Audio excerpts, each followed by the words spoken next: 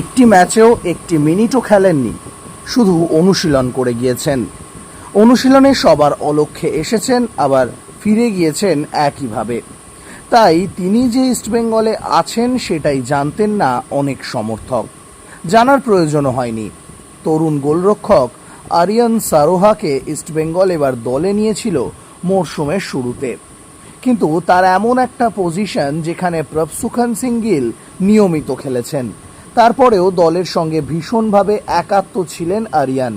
এই একাত্মতার তিনি সব থেকে বড় প্রমাণ দিয়েছেন পাঞ্জাব ম্যাচের আগের দিন পুরো দমে অনুশীলন করছিলেন সল ক্রেসপো, কিন্তু হঠাৎ করে ম্যাচের আগে ড্রেসিং রুমে গিয়ে জানান তিনি খেলতে পারবেন না, তার পায়ের পেশিতে যন্ত্রণা হচ্ছে।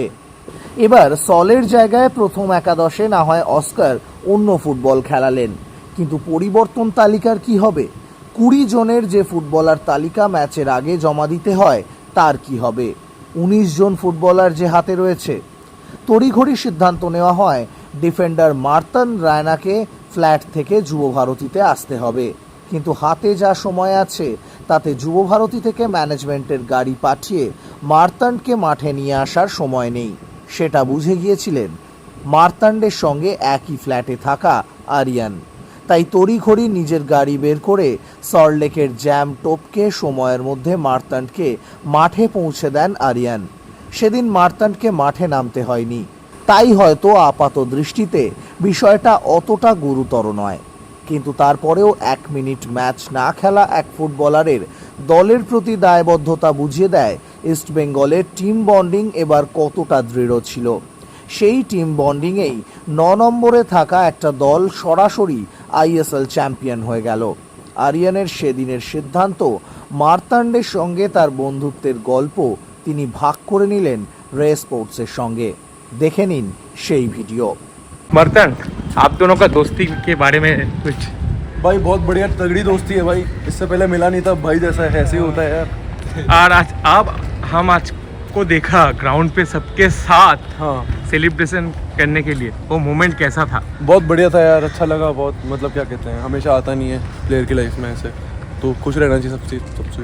और आप मार्तन भाई को आपका बड़ा भाई के तरफ देखते हैं? भाई वो सेम एज के है यार, सेम एज के है भाई। मार्तन भाई, तुम आर्यन के लिए कुछ बोल के जाओ। Top player. और आपका दोस्ती कैसा है? कैसा है?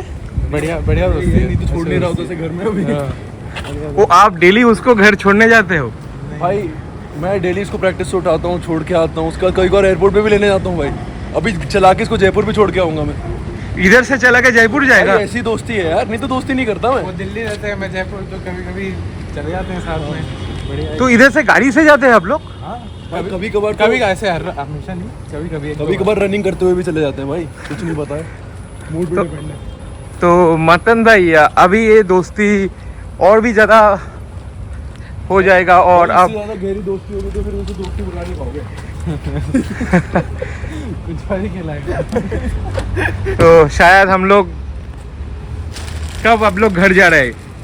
देखते हैं। जा दो अभी रे वैसे।